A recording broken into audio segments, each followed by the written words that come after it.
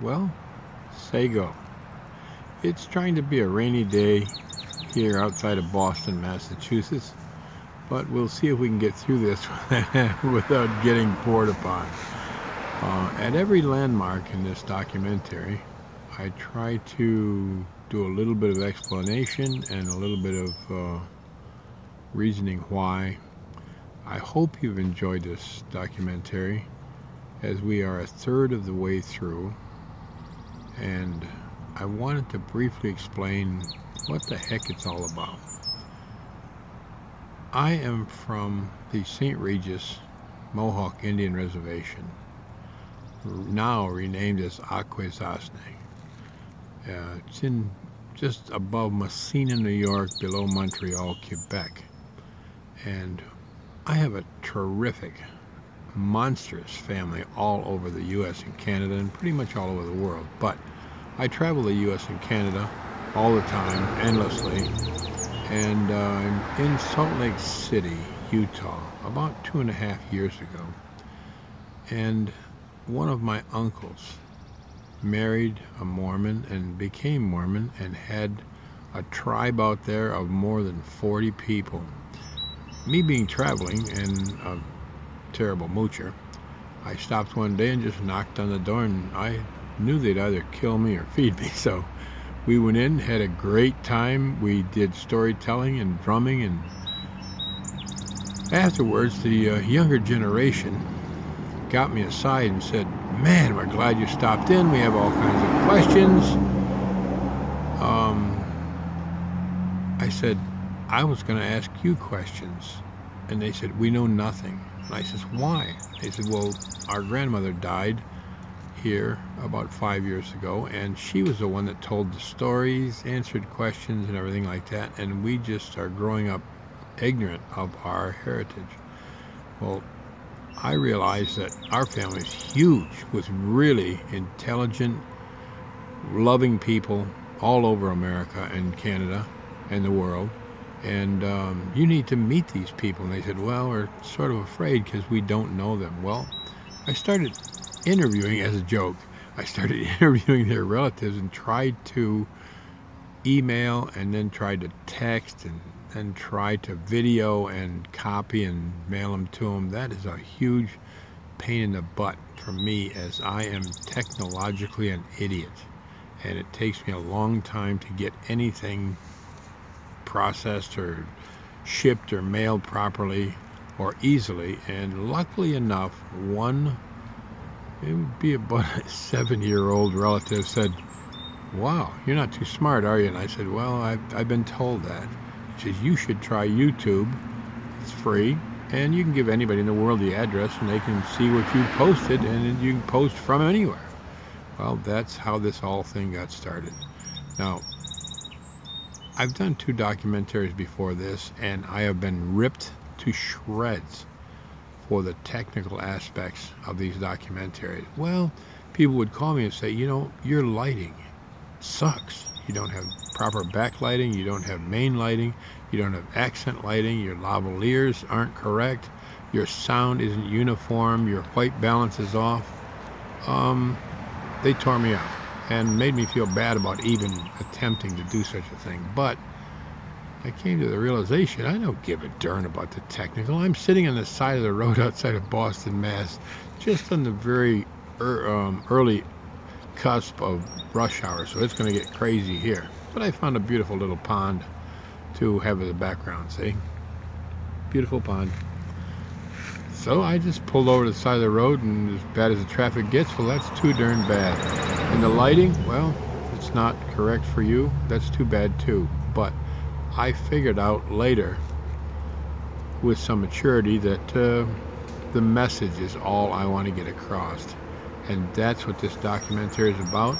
I want my relatives to meet our family, and if you can see us talking to you, telling a story, explaining our life or anything else, you're not afraid to call them yourself, and you're not afraid to acknowledge them, because once you acknowledge something, whether you like it or not, you own it and you're responsible for it. It's starting to rain here again, so we'll see if we can hurry this up. But I also want to explain that when you start projects, especially documentaries, they don't always come out exactly like you planned on. I don't give a darn how good a planner you are. And this particular documentary has taken a funny sort of cure. I have noticed that people, although they are proud of being Native, and I'm asking them how they feel about being Native, they have, a huge majority have grown up ashamed of being Indian, half-breed, Native, SOB, whatever you want to call it. I've been called pretty much, I think, everything. I find that a lot of them grew up either ashamed or ignorant of their heritage because their parents were made ashamed of the heritage. And it's very sad. But what you will find so far, this is going to be about 331 chapters posted on this crazy documentary. And you're going to find that these people, a big percentage of them, are newfound Indians. And I consider myself a Johnny-come-lately Indian. Now, and I wanted to explain that this documentary really started out just a joke to show the younger generation that we still contribute, and we're still here, and who's still here, and what we look like, what we sound like, what our feelings are. Oh, mosquitoes. But after about 33 chapters, this thing took off and gained a life of its own. So I am no longer the creator of this documentary. I'm just a vessel to keep the darn thing going. And if it's driving me crazy, that's a good possibility, because I've done every bit of it on my own nickel. And if there's gaps in there, it's because I ran out of money and just could not afford to travel where I needed to be. So, explanation of the documentary. At about chapter 33, I get this phone call, and the guy says, I'm looking for the guy that interviewed the jewelry maker down the road from me last week. And I said, oh, that would be me. He said, well, you got a lot of nerve. I am the chief of that tribe, of that reservation you were on, and I am a little bit insulted that you did not at least offer to interview me. And I says, well, I would have, but I don't know you. And he says, well, you do now, and I would love to interview, as long as I can look at it before, look at or edit before. And I said, well, I don't script and I don't edit, but you're welcome to look at it before I post it. I went down and I says, Phil, I'll be right there. Ran over to his house, which is not even more than 100 miles away from my home. And we got done with the interview. I was like a blubbering idiot, half in tears the whole time, as he tells me his experience with Native America and the attitudes of the country towards them. And this is one of the direct descendants of Pocahontas, actually. And he said, well, you should be talking to the tribe that's very near us.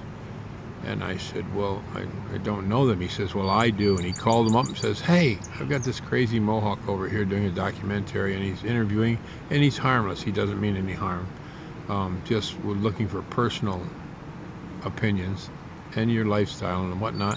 What are you having for dinner?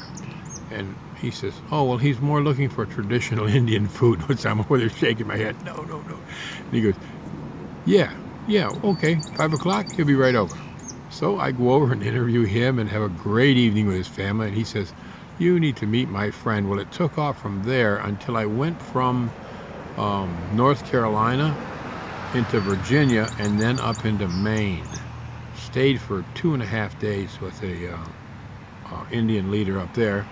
From there, he got me interviews in New Brunswick, and then Nova Scotia, back over to Quebec City, and it just took off from there. And I've been traveling just shy of 1.5 years with this documentary, maybe longer.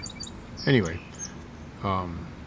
hopping from one place to another, and now it's like you thought you were smart enough to lasso a tractor trailer passing by on the interstate, and you got your lasso hooked on the bumper and it's tied to your foot, and this thing had literally dragged me along, me just being the vessel to get it posted on YouTube. So please excuse the technical, the lighting, the scenery. Now that's a good scene there. How do you like that? Pretty pond. Horrible traffic. It's starting to rain again, so I have to let you go. But I hope you enjoy this documentary, because all of this comes from the heart, and it's not me. I'm just a servant now of the documentary. There's no contact information, and there will be none until I'm completed. My mission is to post 1,000 chapters in this documentary on my own nickel before I die, and I'm not dead yet. So I hope you enjoy this, and don't be too darn critical, okay? And if you don't like it from my first 2 documentaries, if you do not like the style or the technical or the lighting or the sound or the white balance or anything like that, my only advice is, if you don't like it, do your own documentary. Sounds cruel, but I took a lot of ridicule on the first 2. Will not do it again. The message comes through of the people in this documentary. I feel that they are now proud of who they are, at least the biggest percentage, and I can't speak for them. But I've run into so many times that the natives, even in Louisiana, there's a tribe I found that completely denied their heritage in the Indian Removal or Relocation Act to stay in their farms and plantations where they were very successful for years. They denied that they were even Indians. In places like West Virginia, that when the Indian Removal Act or Relocation Act came out, the government came to them and said, we are going to come and relocate all the Indians in West Virginia. Well, West Virginia put out a census. Now, this is a story I got from a professor, so I didn't make this up or dream it up or anything. They put out a census immediately in West Virginia and only listed 3 categories: white, black, and Milano, which is half and half. And they went out and did a census on everybody, and that's the only 3 categories you could sign up for. So naturally the natives signed up for Milano. And when the government came to relocate the Indians out of West Virginia to wherever, Ohio first, a lot of times Kansas and Oklahoma, West Virginia just said, we did a census and there are no Indians in West Virginia. These people today still have their culture, which they keep a top secret and worship underground, or at least under the radar. And I don't have any way of getting near them because they don't trust anyone, and I can't blame them.